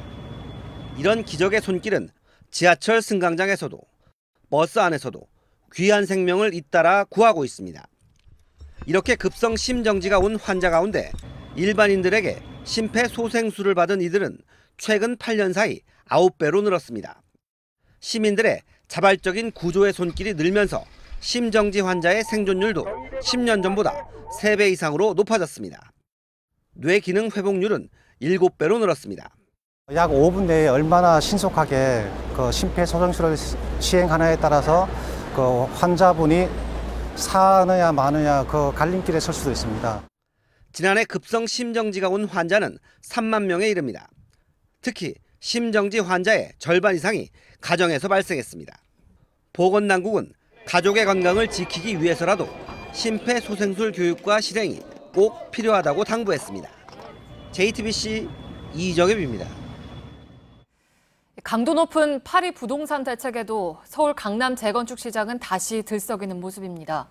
특히 건설사 간의 도를 넘은 재건축 수주전이 과열을 부추긴다는 지적입니다. 이태경 기자가 현장에 다녀왔습니다. 시공사 선정을 위한 사전투표가 진행 중인 서울 서초구의 반포주공 1단지는 조합원 포섭에 나선 두 건설사 직원들로 하루 종일 어수선했습니다. 건설사들은 호텔급 수영장과 구름다리 설치 등 선심 경쟁 끝에 이사비 7천만 원 지급 카드까지 꺼냈습니다. 이곳은 재건축 시공사 선정을 하루 앞두고 분위기가 과열되자 부정선거를 막기 위해 이렇게 자체 감시단까지 만들었습니다. 국토교통부도 과도한 이사비 지급에 제동을 걸며 강남 재건축 현장 점검에 나섰습니다. 그러나 효과는 별로 없는 듯합니다. 건설사들은 상가 커피숍을 전세내 조합원을 모아 단체 투표를 독려합니다. 10명 넘는 데는 같아요, 거의. 그럼 한 명당 데리고 관리하고. 아파트 값도 다시 들썩이는 조짐입니다. 관심이 많아요. 문의가 많아요. 물건은 없어요. 국토부에 따르면 8월 신규 분양 물량은 파리 대책 영향으로 전국적으로 25%, 서울의 경우 절반가량 줄었습니다. 그러나 서울 재건축은 강남권 사업 추진 단지가 늘면서 파리 대책 이후 4주 연속 떨어졌던 시세가 상승세로 돌아섰습니다. 강남 재건축발 과열이 재현되면 안정을 찾아가던 부동산 시장도 흔들릴 수 있는 만큼 철저한 현장 단속과 법 적용이 필요하다는 지적입니다. JTBC 이태경입니다. 학교 앞에 문방구를 예전만큼 보기가 어렵습니다. 요즘은 학교에서 학습 준비물을 주기도 하고 문방구 대신에 온라인몰이나 대형마트를 이용하는 경우가 많아서겠지요. 그런데 천원숍으로 알려진 다이소 탓이라는 주장도 있습니다. 전다빈 기자입니다. 서울의 한 문방구입니다. 15년 동안 이 문방구를 운영해온 주인은 요새 걱정이 많습니다. 저렴한 생활용품점 다이소가 문방구 주위에 3곳이나 생기면서 경쟁이 치열해졌기 때문입니다. 3개가 생겼죠. 생활용품 위주로 다이소가 출발해서 괜찮았는데 영역을 넓혀서 문구점 물품까지 취급을 하기 때문에 피해가 오는 거죠. 국내 문구업 단체들이 전국 459개 문구점을 조사했는데 10곳 중 9곳이 다이소의 영향으로 매출이 하락했다고 답했습니다. 다이소의 지난해 매출은 약 1조 5천억 원입니다. 매출 규모가 큰 만큼 유통산업발전법상 규제 대상으로 지정해서 골목 상권을 보호해달라는 주장도 나옵니다. 정부의 규제가 없는 상태에서 중견기업으로 도약하면서 영세 문구업종뿐만 아니라 조그마한 생활 자영업까지도 전체적으로 문을 닫게 하는. 문구업계의 이런 주장에 대해 다이소 측은 아직 입장이 정리되지 않았다고 밝혔습니다. JTBC 전다빈입니다. 네, 설악산은 이미 지난주부터 단풍이 시작됐습니다. 예년보다 닷새가량 빠른데 올해는 유난히 색이 곱다고 합니다. 북한산과 한라산은 다음 달 10일, 단풍으로 가장 유명한 내장산은 10월 22일쯤에 첫 단풍이 될 것으로 보입니다. 조승현 기자입니다. 해발 1708m 설악산 정상부가 붉은 옷으로 갈아입었습니다. 희끗한 고목과 푸른 침엽수, 울긋불긋 단풍이 기암괴석과 한데 어우러진 모습은 아름다움을 넘어 신비롭기까지 합니다. 대청봉 좀 못 미쳐서 너무나 예뻐요. 단풍 색깔이 너무 예쁘게 물들어서요. 그림인 것 같았어요. 첫 단풍은 산 정상에서 20%까지 단풍이 들 때를 기준으로 잡습니다. 올해 설악산의 경우 지난 22일 첫 단풍이 들었는데 지난해보다 나흘, 평년보단 닷새 빨랐습니다. 큰 일교차와 긴 일조 시간이 단풍 시기를 앞당겼고 단풍의 색도 더 짙게 물들였습니다. 단풍은 다음 달 10일쯤 치악산과 지리산을 지나 18일쯤 북한산과 한라산에 도착하고 22일쯤엔 내장산 등 남부지방에서도 시작될 전망입니다. 첫 단풍이 든 지 2주쯤 지나면 산 전체가 물드는 절정을 맞게 됩니다. 단풍은 시작됐지만 오늘까지 늦더위가 기승을 부렸습니다. 서울의 낮 기온은 31.4도까지 올라 86년 만에 최고치를 기록했습니다. 하지만 오늘 밤 제주와 남해안을 시작으로 내일 전국에 가을비가 내리고 나면 정상적인 가을 날씨를 되찾겠습니다. JTBC 조승현입니다. 우리나라에 수세식 화장실이 들어온 지 얼마 되지 않았다고 생각하는 분들이 많으실 텐데요. 1300여 년 전에 통일 신라시대 왕족이나 귀족들이 쓰던 수세식 화장실이 발굴됐습니다. 윤두열 기자입니다. 값비싼 화강암을 깎아 만든 발받침대와 변기 아래로 현대의 타일과 같은 전돌이 깔린 배수로가 있습니다. 당시에 최고급 마감재를 쓴 이곳은 신라시대 왕족과 귀족이 쓰던 화장실입니다. 통일 신라시대 왕자가 거처했고 연회 장소로도 활용했던 동궁과 월지에서 나왔습니다. 지금까지 고대 화장실 유적이 발견된 적은 있지만 이렇게 화장실 건물과 석조 변기 그리고 오물을 물로 흘려내려버리는 배수시설까지 두루 갖춘 수세식 화장실이 발견된 건 이번이 처음입니다. 배수시설은 점차 기울어져 있어 자연스럽게 물과 오물이 아래로 흘러갔고 지하에 고랑을 파서 물을 빼는 시설인 암거까지 갖춰 현대 화장실 원리와 다르지 않습니다. 다만 물을 유입하는 장비는 따로 발견되지 않아 항아리 등에서 물을 떠서 사용한 것으로 추정됩니다. 신라의 좀 발달된 고급형의 화장실의 모습을 여실히 보여주는 자료라고 평가됩니다. 현재까지 동궁 발굴 작업은 전체 유적지의 6분의 1 정도에 그치고 있습니다. 앞으로 발굴이 더 진척되면 화장실은 물론 당시 생활상을 보여줄 유물이 대거 출토될 것으로 기대됩니다. JTBC 윤두열입니다. 3천만 명에 달하는 쿠르드족은 세계 각지를 떠돌며 100년 넘게 독립에 힘써온 민족입니다. 쿠르드족이 이라크 내 독립을 묻는 주민투표를 했는데 압도적인 찬성이 예고됐습니다. 이라크는 물론 터키를 비롯한 인접 국가들은 독립을 요구하는 도미노를 우려해서 강하게 반발하고 있습니다. 중동에 새로운 화약고가 나올 가능성까지 제기됩니다. 이한주 기자입니다. 투표율 78%에 찬성 90% 이상. 이라크 내 쿠르드 자치정부가 밝힌 25일 독립 찬반 투표 추정 결과입니다. يعني من كل مواطن حقه يجيب من كل كرد حقه يعني يكون وطن عنده دماء مالنا ما تروح ببلاش. 투표에는 기존 쿠르드족 자치지역 3개구는 물론 이라크 내 최대 유전지대인 키르쿠크와 니네베에 거주하는 쿠르드족 534만 명이 참여했습니다. 면적으론 이라크 전체 5분의 1에 달합니다. 법적 구속력은 없지만 쿠르드족은 투표 결과를 바탕으로 독립을 요구할 계획입니다. 주변국들은 바로 실력 행사에 나섰습니다. 이라크와 터키는 쿠르드 자치지역 바로 옆에서 대규모 합동 군사훈련으로 압박했습니다. 이란은 국경 봉쇄를 경고했습니다. 중동국들과 대립각을 세우는 이스라엘만이 사실상 유일하게 쿠르드 독립을 지지하는 상황입니다. 이란과 이스라엘이 각각 지원하는 시아파 민병대와 쿠르드군의 군사적 충돌 우려까지 나오고 있습니다. JTBC 이한주입니다. 정부와 더불어민주당이 오늘 헤어진 연인과의 성관계 동영상을 유포하는 이른바 보복성 음란물에 대해 처벌을 강화하는 내용의 디지털 성범죄 피해 방지 종합대책을 발표했습니다. 대책에 따르면 보복성 음란물을 찍어 유포하면 무조건 징역형으로 처벌받게 되며 해당 영상을 삭제하는 데 드는 비용도 모두 부담해야 합니다. 천식이 폐섬유화와 태아 피해에 이어 가습기 살균제에 따른 3번째 건강 피해로 인정됐습니다. 환경부는 가습기 살균제 피해 구제위원회에서 천식이 가습기 살균제로 인한 건강 피해로 인정돼 앞으로 조사 판정 프로그램을 개발해서 판정 대상자를 정한 뒤 의료비 등을 지원하기로 했습니다. 한국한의학연구원과 대구 한의대 연구팀은 아토피에 걸린 쥐에서 스트레스 호르몬은 늘고 수면 호르몬인 멜라토닌이 줄어들어 수면 장애가 일어난다는 사실을 확인했다고 밝혔습니다. 또 멜라토닌이 줄 때 신경세포가 사멸하는 등 뇌신경 장애가 발생하는 점도 확인했습니다. 거꾸로 멜라토닌을 투여하면 아토피 증상이 완화되는 것으로 나타났습니다. 조종사 없이 하늘을 나는 드론형 택시가 첫 도심 시운전에 성공했습니다. 아랍에미리트 두바이 당국은 독일 볼로콥터사의 자율운항 드론 택시를 시운전했다고 밝혔습니다. 오는 4분기에 정식 도입을 목표로 하는데 프로펠러 18개가 달렸고 승객 2명을 태울 수 있습니다. 네, 대한축구협회가 히딩크 전 감독에게 도움을 요청하겠다는 입장을 처음으로 공식화했습니다.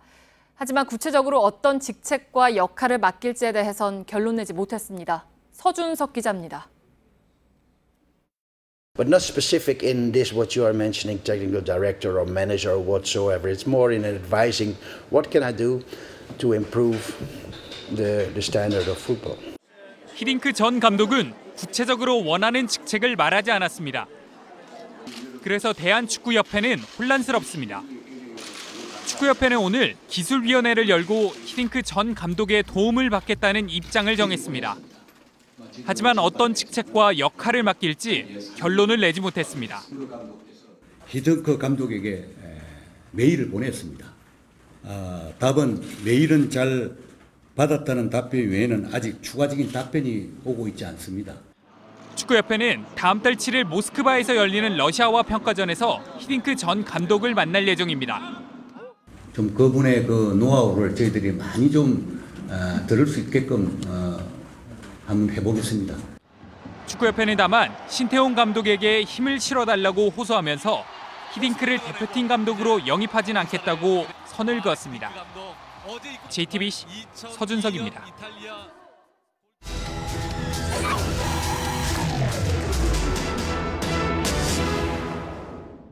서울시가 지난해 불법 현수막을 모두 없애겠다면서 대대적인 단속에 나섰습니다. 그런데 막상 단속을 해보니까 불법 현수막 10개 가운데 6개 이상은 구청을 비롯한 공공기관에서 내건 것이었습니다. 밀착 카메라 손광균 기자입니다. 서울 시내 한 공원 앞입니다. 맞은편에는 현수막이 여러 개가 걸려 있는데요. 모두 허가받지 않고 설치된 불법 현수막들입니다. 서울시가 매일 단속을 하고 있는데 어떻게 제거하는지 한번 따라가 보겠습니다. 횡단보도 옆으로 걸린 현수막들이 금세 제거됩니다. 신호등 위에 걸린 현수막은 개조한 낚싯대를 사용해 끊어버립니다. 그래도 닿지 않는 것들은 트럭 위로 올라가서야 겨우 떼어냅니다. 업체에서 높이 일부러 크레인 가지고 높이다는 거예요. 또 안 되면은 전시주를 타고서 수단과 방법을 가리지 않고 정비를 합니다. 이건. 서울시는 지난해 7월 구청 관계자와 관련 단체들과 함께 이른바 불법 현수막 제로를 선포하고 매일 단속에 나섰습니다. 불법 현수막들이 도시 미관을 해치고 시민 안전까지 위협한다는 이유에서입니다.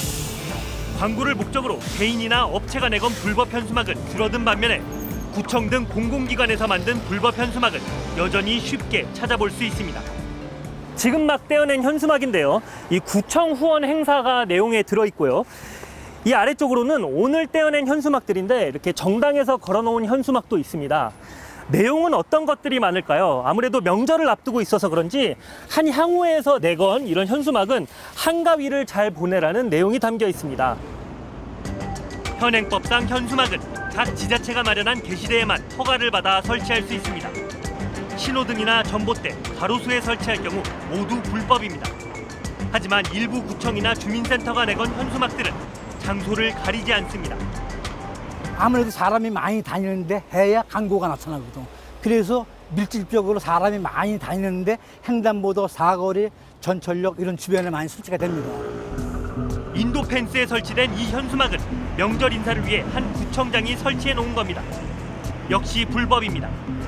구청이나 지자체부터 솔선수범을 해야 되는 게 맞는 건데 이제 그런 규제를 구청에서 지자체에서조차 잘 안 지키고 있다고 하면은 문제가 있다고 생각합니다. 나하고 그렇게 해당 사항이 있는 건 별로 없더라고요. 너무 지저분해가지고. 문제는 불법 현수막에 과태료를 매기는 건 각 구청장의 권한이라는 겁니다. 최대 500만 원에 달하는 과태료가 제대로 부과될 리 없습니다. 1년 동안 가장 많은 불법 현수막이 적발된 성동구의 경우 전체 1,300여 건 가운데 800여 건이 공공기관이 내건 것이었습니다. 과태료 부과율도 절반이 조금 넘는 수준입니다. 강남구와 종로구, 성북구 등에서는 공공기관이나 정당 등에서 내건 불법 현수막이 전체 단속량의 무려 90%를 넘었습니다. 성동구 측은 다음 달부터 불법 광고물 정비를 강화하고 합법적으로 현수막을 걸 수 있는 게시대를 늘리겠다고 밝혔습니다. 서울시가 불법 현수막 근절을 외친 지 1년이 지났습니다. 하지만 단속을 해야 할 지자체들이 불법을 일삼으면서 불법 현수막 근절 약속은 공연불이 되고 있습니다. 밀착 카메라 손광균입니다. 잠깐! 그냥 아무 칫솔이나 쓰시려고요? 에이, 이젠 자동으로 닦으세요. 자동 칫솔 쿨샷. 칫솔모가 3개니까 진짜 좋더라고요.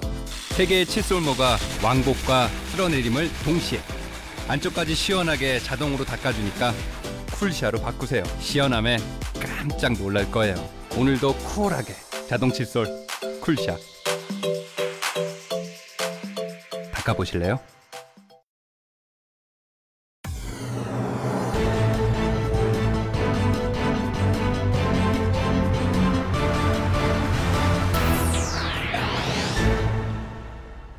뉴스룸의 앵커 브리핑을 시작하겠습니다. 지난 1970년 당시 대학생이었던 20살의 김민기가 만든 곡 아침이슬. 노래의 운명은 기구했습니다. 초기에는 건전가요로 지정돼서 널리 장려됐던 시절이 있었는가 하면 불과 몇 년 뒤 10월 유신이 있고 난 뒤에는 불온하다는 이유로 금지곡이 됐습니다.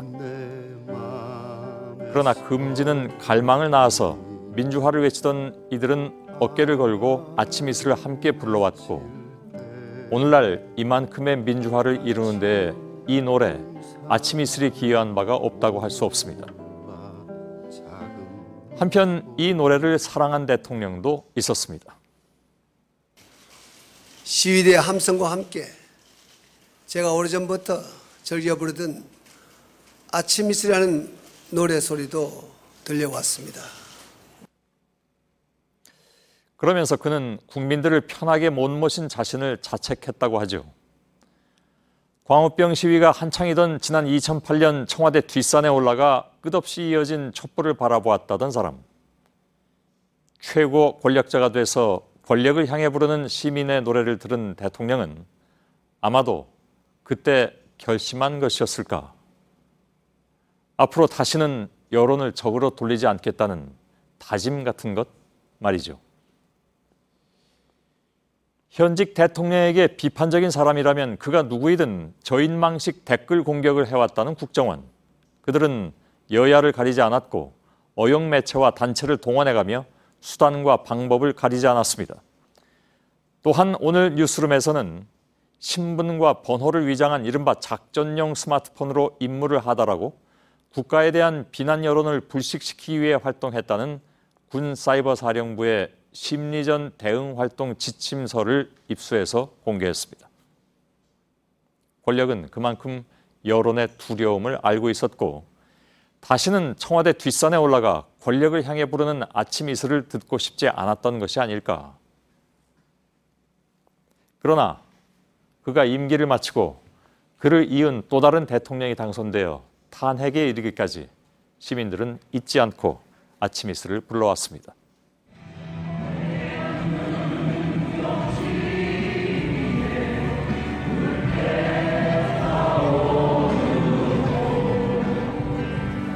광장을 가득 메운 사람들의 노래는 결국 세상을 달라지게 만들었고 아침 이슬, 그 노래가 잊혀지지 않고 세월을 넘어 불리듯 10년 전 어두웠던 과거 역시 잊혀지지 않고 세월을 넘어서 다시 소환되고 있는 중입니다. 오늘의 앵커 브리핑이었습니다.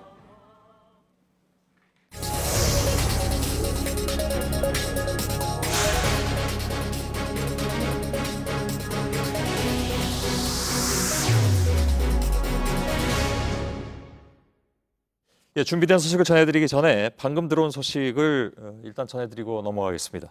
경찰 조사를 받던 도태호 수원시 제2부시장이 수원의 한 저수지에서 숨진 채 발견됐습니다. 경찰은 목격자 진술 등을 근거로 스스로 목숨을 끊은 것으로 보고 있습니다. 최승기 기자입니다. 도태호 부시장이 숨진 채 발견된 건 오늘 오후 3시 반쯤 수원 원천 저수지에서입니다. 오후 3시쯤 저수지에 허우적거리는 사람이 있다는 행인의 신고로 소방대원이 출동했지만 도 부시장은 이미 숨진 상태였습니다. 경찰은 목격자 진술과 CCTV 영상 등을 근거로 도 부시장이 스스로 목숨을 끊은 것으로 보고 있습니다.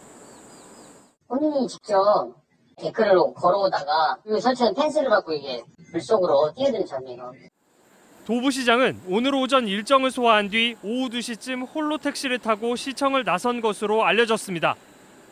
도 부시장은 국토해양부 근무 시절 도로공사와 관련된 비리 사건에 연루돼 최근 경찰청 지능범죄수사대의 조사를 3차례 받았습니다. 경찰은 어제 도 부시장을 소환 조사한 뒤 구속영장을 신청한 상태였습니다. 도 부시장이 숨지면서 관련 혐의는 공소권 없음으로 검찰에 송치될 예정입니다. JTBC 최승기입니다. 어제 뉴스룸에서는 가수 김광석 씨의 부인 서혜순 씨가 출연해서 자신을 둘러싼 각종 의혹을 해명한 바가 있죠. 서 씨는 인터뷰가 끝난 뒤에도 저희 취재진에게 딸의 진료 기록 등을 제시하기도 했습니다. 그런데 서 씨의 해명과 자료에도 불구하고 논란은 계속 커지고 있는 상황입니다. 김 씨 유족 측은 해명된 것은 하나도 없다는 입장인데요. 강희연 기자의 보도입니다. 가수 김광석 씨의 딸 서연 양이 숨진 2007년 12월 23일 새벽, 당시 출동한 응급의료진의 진료 기록 일지입니다. 새벽 6시, 당시 서연 양의 맥박과 호흡, 의식이 모두 없었다고 기록돼 있습니다. 당시 서 씨 진술에 따르면 서연 양은 숨차다며 물을 마시다 쓰러졌고 서 씨는 인공호흡 등을 시도한 것으로 나타나 있습니다. 갑자기 자다가 일단은 좀 애가 물 달라 그러면서 갑자기 쓰러져서 갑자기 사망이라서 저도 너무 좀 놀래고 황당하고. 실제 서연 양은 감기에 걸려 3일 전부터 약을 복용해왔던 것으로 확인됐습니다. 서연 양의 부검 감정서에도 사인은 폐질환으로 나타나 있는 것으로 알려졌습니다. 하지만 서 씨는 딸의 사망 신고를 곧바로 하지 않았습니다. 일각에선 딸의 죽음이 알려질 경우 김 씨 유족과 진행 중이던 저작인접권 소송에 영향을 미칠 것을 우려했기 때문이라는 의혹이 제기됐습니다. 그때 소송이 안 끝나가지고 제가 좀 힘들었었어요. 사실은 애랑 이걸 알린다는 게 제가 너무 겁도 났고. 유족 측은 이런 서 씨 해명이 납득이 되지 않는다는 입장입니다. 근데 이걸 만약에 알았더라면 이런 식으로 조정이 나오지 않았거나 일반적인 판결로 갔을 것이다. 김 씨 유족 측은 폐렴에 걸린 서연 양에 대해 서 씨가 제대로 된 조치를 했는지도 조사해야 된다는 입장입니다.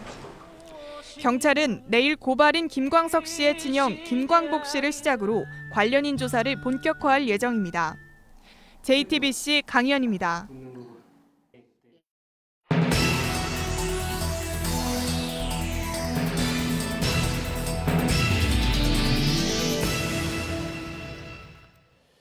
JTBC의 5.18 광주민주화운동 당시 전투기 출격대기 증언 보도를 계기로 해서 특별조사위가 출범한 지 보름이 지났습니다. 그동안 특조위는 최근 JTBC를 통해서 출격대기 사실을 증언한 조종사들을 차례로 만나서 조사했습니다. 그런데 조사 과정에서 출격대기 당일 김상태 당시 공군 작전사령관이 직접 조종사들을 격려했다는 증언이 나왔습니다.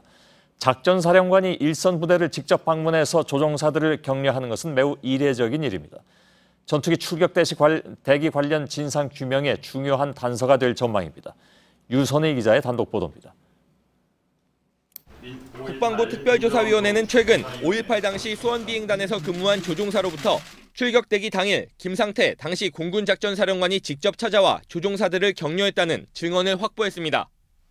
경기도 오산 작전사령부에 있던 김 사령관이 수원비행단을 찾아와 조종사들에게 어떤 상황에서도 명령에 따라 임무를 수행해야 한다고 말했다는 겁니다. 당시 수원비행단 조종사들은 500파운드 폭탄 등 공대지 무장을 하고 대기 중이었습니다. 공군 최고위급 간부가 일선 대대를 예정에 없이 찾는 건 극히 드문 일입니다. 특조위 측은 이 진술이 광주 출격 대기설에 힘이 실리는 정황으로 보고 있습니다.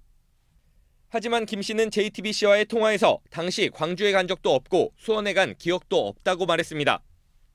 특조위는 김 씨를 조사할 예정인데 이처럼 기억이 없다는 진술이 나올 경우에 대비해 당시에 관련 정황도 미리 확보하기로 했습니다. 날씨 등 주변 상황을 특정해 출격 대기 날짜의 범위를 좁히고 이를 토대로 작전사령부와 비행단의 당시 출입 기록 등을 확인할 계획입니다. 김 씨는 5.18 6개월 뒤인 1980년 12월 국가안전보장에 기여했다는 이유로 충무 무궁훈장을 받았고 전두환 씨가 대통령에 취임한 뒤인 1982년에는 공군 참모총장으로 진급했습니다. JTBC 유선입니다. 예, 그런데 당시에 공군 지휘부가 80년 광주를 어떻게 바라보고 있었는지를 보여주는 자료가 추가로 나왔습니다. 윤자중 당시 공군 참모총장의 진술 조서인데 광주는 월남과 흡사하다 이렇게 말하는 것으로 나타났습니다. 그러니까 광주 시민을 베트콩과 동일시했다는 미국 정보당국의 자료와 사실상 같은 내용입니다. 김민관 기자입니다.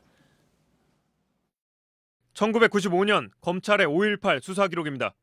검찰은 80년 5월 공군 참모총장이던 윤자중 씨를 불러 조사했습니다. 윤 씨는 5월 17일 전군 주요 지휘관 회의에서 광주는 월남과 흡사하다, 월남은 학생들이 공산당이었다는 등의 발언을 했느냐는 검사의 질문에 대체로 일치한다고 대답했습니다. 육해공군 참모총장을 비롯해 전군 지휘관 50여 명이 모인 회의에서 공군 참모총장이 사실상 광주 시민을 베트콩과 동일시한 겁니다. 전두환 등 신군부가 베트남전 실전 경험 때문에 광주 시민을 베트콩처럼 유혈 진압했다는 1980년 미 국방정보국 비밀 문건과 같은 맥락입니다. 윤 씨는 또 검찰 조사에서 북한 공군이 평상시와 다르게 활동하지 않았고 남치말 징후는 전혀 찾아보지 못했다고 말했습니다. 전투기 출격 대기가 북한에 대비한 것이었다는 일각의 주장을 당시 공군의 수장이 직접 부인했다는 점에서 특조위는 이 조서 내용에 주목하고 있습니다. JTBC 김민관입니다.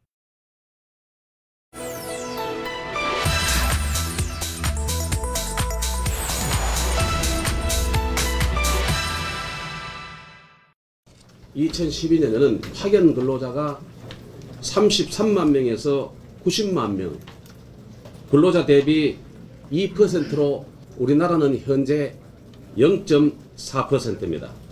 일본이 1.5%, 미국이 1.8%, 네덜란드는 2.5%.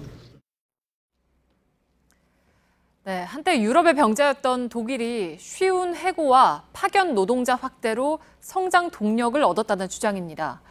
어제 정부가 전 정권의 이 같은 정책을 폐기하자 자유한국당에서 오늘 해외 사례를 제시하면서 반박했습니다. 주요국들은 파견 노동자를 늘리는 추세인데 우리는 역행하고 있다는 거죠. 과연 사실인지 팩트체크해서 확인을 했습니다. 오대영 기자, 우선 파견 노동자라는 개념부터 좀 정리를 해주실까요? 네, 우선 일반적인 경우부터 보겠습니다. 네. 정규직 노동자의 경우에는 사용사업주에게 직접적으로 고용이 됩니다. 그리고 그 사업주에게 업무를 부여받습니다. 그런데 파견 노동자는 다릅니다. 파견 사업주에게 고용이 되고 사용 사업주에게 업무를 부여받습니다. 사용 사업주 입장에서는 정규직과 인건비의 차등을 두고 또 계약 해지도 상대적으로 수월하게 할 가능성이 있습니다. 그래서 파견 노동자 입장에선 임금 차등과 고용 불안의 가능성이 있습니다. 네, 그러니까 이런 파견 노동자를 주요국에서는 확대하는 추세고 우리는 그 반대다라는 게 이제 주장의 핵심인 거죠. 네, 우선 한국당에서 말하고 있는 통계를 보겠습니다. 네. 파견 노동자가 전체에서 차지하는 비율을 붉은색 숫자로 나타냈습니다. 독일이 2%, 일본이 1.5%, 미국이 1.8%, 네덜란드가 2.5%, 그리고 한국이 0.4%라는 건데 하지만 이 통계의 출처가 불분명합니다. 네. 그래서 저희가 OECD 보고서를 통해서 파악해 보니까 독일은 2.8, 일본이 1.7, 미국이 1.8, 네덜란드 2.9, 그리고 한국이 1.1%였습니다. 네, 그러니까 수치에서 차이는 좀 있지만 주요국들에 비해서 상대적으로 낮다라는 거는 맞는 얘기인 거군요. 그런데 한국의 저 1.1%도요. 수치가 달라질 수가 있습니다. 네. 불법 파견까지 포함할 경우에 한국은 8.9%로 세계에서 파견직이 가장 많다는 조사 결과도 있습니다. 따라서 단순 수치로 비교하는 건 무의미하다는 것이 전문가들의 공통된 의견이었습니다. 또 나라별 파견직 보호제도가 다르다는 점도 국제 비교의 무의미함을 말해주는데요. 예를 들어서 독일입니다. 2015년까지 규제 완화를 추진해서 파견직의 숫자가 이렇게 늘었습니다. 하지만 2006년부터 규제 강화로 돌아섰습니다. 방침이 바뀐 겁니다. 네. 또 2011년 EU의 지침을 받아들여서 임금 등 근로조건을 정규직 수준으로 맞췄습니다. 네, 그러니까 독일은 최근에 이제 정책 기조가 바뀌었다는 건데 다른 나라들은 어떻습니까? 일본의 경우에는 오히려 파견 노동자 숫자가 증가하다가 감소했습니다. 네. 1990년에 23만 명 가량이었는데 2008년에 198만 명으로 증가했다가 글로벌 금융위기 이후 2013년에 127만 명이 됐습니다. 일본도 파견직 보호를 강화하고 있습니다. 2012년과 15년 법을 2차례 바꿨습니다. 임금, 교육, 복지 등에서 정규직과 균형을 맞추도록 했습니다. 네, 그러니까 일본은 오히려 숫자가 줄었고 파견 노동자 보호도 병행하는 모습인데 그럼 네. 유럽의 주요국들은 어떻습니까? 네, EU는 2008년에 아예 지침을 만들었습니다. 회원국들이 의무적으로 따르도록 했는데 핵심은 평등 대우 원칙입니다. 파견 노동의 조건은 같은 일자리에서 직접 고용이 됐을 때 적용되는 조건에 상응해야 한다고 밝히고 있습니다. 이에 따라서 영국, 프랑스는 임금, 보너스, 복리후생 등에서 정규직과 동등 대우를 하도록 법이 바뀌었습니다. 네덜란드는 차별에 따른 처벌을 강화했습니다. 네, 그러니까 아까 주장이 주요국들에 비해서 우리는 비율이 더 낮으니까 더 늘려야 한다라고 했는데 이런 거는 이 논리는 이렇게 종합적으로 보니까 굉장히 설득력이 좀 떨어지는데요. 그렇습니다. 한국도 차별적인 처우를 하여서는 안 된다라는 포괄적인 규정은 있습니다. 하지만 임금을 어떻게 할지, 복리후생이나 교육훈련은 어떻게 갖게 할지에 대한 구체적인 제도가 없습니다. 처벌 규정도 유명무실하다는 비판을 받습니다. 그래서 단순 수치만으로 파견 노동자를 늘려야 한다는 논리보다는 종합적인 고민이 필요한 이유입니다. 네, 팩트체크 오대영 기자였습니다.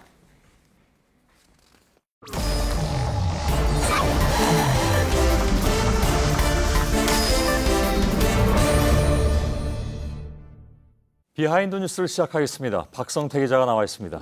예, 첫 번째 키워드를 열죠. 예, 첫 번째 키워드는 너무해 누가입니다. 예, 누구입니까?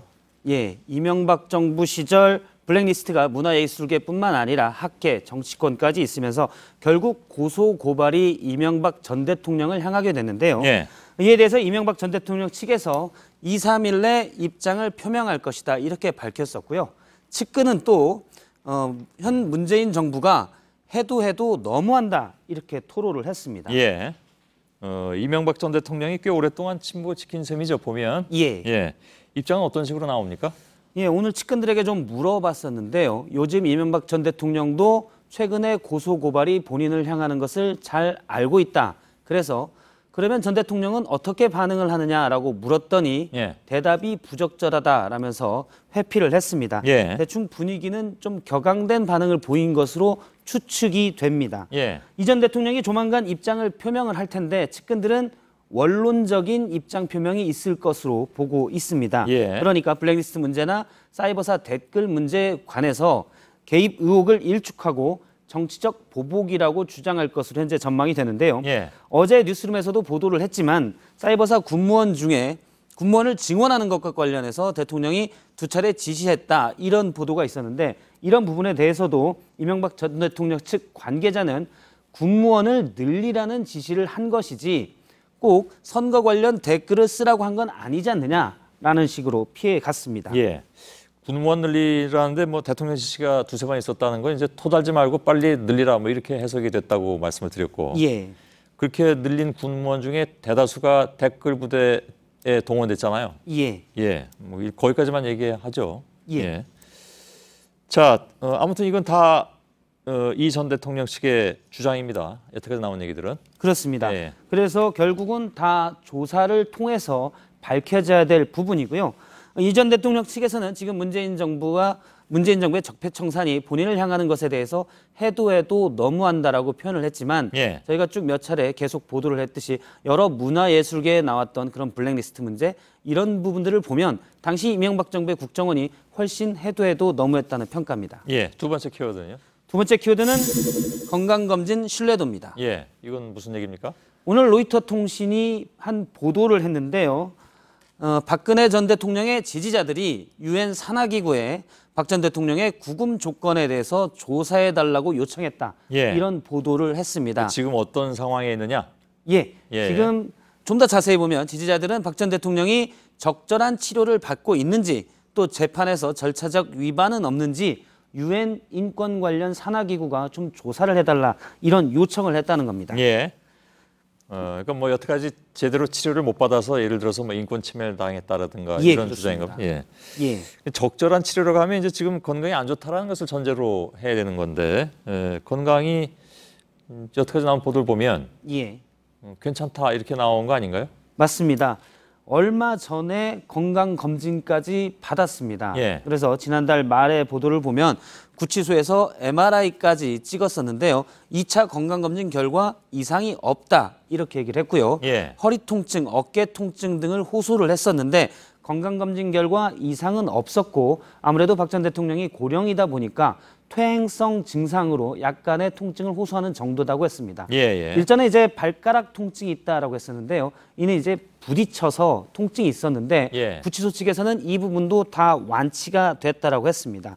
즉 건강검진에서 이상이 없다라고 나오는데 지지자들은 제대로 치료를 못 받고 있다라고 조사를 요청한 겁니다. 예. 이것은 건강검진을 믿지 못하거나 또는 아프지 않은데 아픈 척하는 건데 사실 최근에 이제 검찰 측에서 구속 기간을 늘리려는 추가 영장 발부를 요청하기도 했는데 예. 이런 움직임을 미리 알고 건강 문제를 들어서 석방을 요청하려는 것 아니냐 이런 지적이 나오고 있습니다. 예. 뭐 그게 사실이라면 아무튼 이 모든 것이 사실 좀 주도 면밀하게 하고 있다라는 생각도 들긴 듭니다. 예. 예. 다음 키워드는요? 다음 키워드는 한미연합사의 부담입니다. 예. 뭡니까? 어제 홍준표 자유한국당 대표와 몇몇 자유한국당 의원들이 한미연합사를 방문을 했습니다. 예. 그래서 빈센트 브룩스 사령관을 만나서 한반도 안보에 대해서 논의를 했습니다. 이거는 뭐 좋게 평가를 충분히 받을 수 있는데요. 예. 제1야당 대표가 한미연합사 사령관을 만난 것은 기억하기론 처음이라며 홍준표 대표가 아주 강하게 높이 평가를 했습니다. 직접 예. 들어보겠습니다. 그것은 미국 당국의 성락이 있어야지 만난다고 봅니다. 오늘 저런 부분을 약 2, 3분 동안 계속 강조를 했는데요.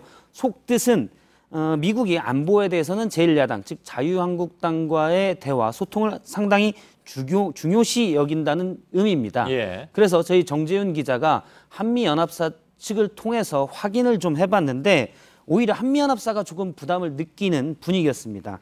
한미연합사 측에서는 한국에서 연합사 사령관이 누구를 만날 때 일일이 미국 정부의 승인을 받지 않는다. 아까 승인 받았다고 했는데. 예, 미국 당국의 허락을 받고 만난 것으로 홍준표 대표는 얘기를 했는데 그것이 아니고 군사적 조언을 원하면 자유한국당뿐만 아니라 국민의당 등 누구든 만날 수 있다라고 얘기를 했습니다. 예.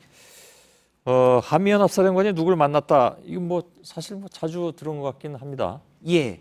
한미연합사 사령관은 전시 작전 통제권을 가지고 있기 때문에 상당히 중요한 인물이기도 합니다. 예. 그래서 문재인 대통령도 사실 취임 초에 바로 만났었고요. 그래서 한미 동맹을 논의하기도 했고 지금 사진들을 보면 한미협회 오찬에서도 지난 20일에도 어떤 단체와 만났었고요. 지난 20일에는 또 재향군인의 회장을 이렇게 만나서 한반도 안보에 관해서 또 소통에 관해서 좀 얘기를 하기도 했습니다. 예. 야당 대표가 처음 방문했다라고 홍준표 대표는 강조를 했지만 국회 국방위원장인 야당의 김영우 의원은 지난 2월에 미리 방문을 해서 저렇게 또 얘기를 하기도 했습니다. 예. 특히 자유한국당에서는 한미연합사의 위상을 특히 높게 평가하고 있는데 지난 2015년에는 당시 새누리당의 김무성 대표가 저렇게 당시 스케프로티 연합사 사령관을 업어주기도 했습니다. 유명한 사진이죠, 이거는. 예. 여기까지죠? 예. 박성태 기자였습니다. 네, JTBC 뉴스룸은 지난달 5.18 당시 공군 조종사들의 전투기 출격대기 단독 인터뷰를 시작으로 5.18 관련 소식을 연속 보도하고 있습니다. 오늘 민주언론 시민연합은 전투기 출격대기 기사를 이달의 좋은 보도상으로 선정했습니다. 민언련은 해당 보도가 37년 동안 감춰졌던 5.18의 진실을 규명하는 결정적 계기가 됐다고 평가했습니다. 네, 오늘 밤 제주와 남해안에서 비가 시작돼서 내일 전국으로 확대됩니다. 비가 그치고 나면 모레부터 기온이 툭 떨어집니다. 예. 자, 저희들은 내일도 최선을 다하겠습니다. 여러분 고맙습니다. You must think that I'm a fool. You must think that I'm new to this, but I have seen this song before. I'm never gonna let you close to me, even though you mean the most to me. 'Cause every time I open up it hurts. So I'm never gonna get too close to you, even when I mean the most to you, in case you go and leave me in the dirt. But every time you hurt me, the less that I cry. And every time you leave me, the quicker these tears dry. And every time you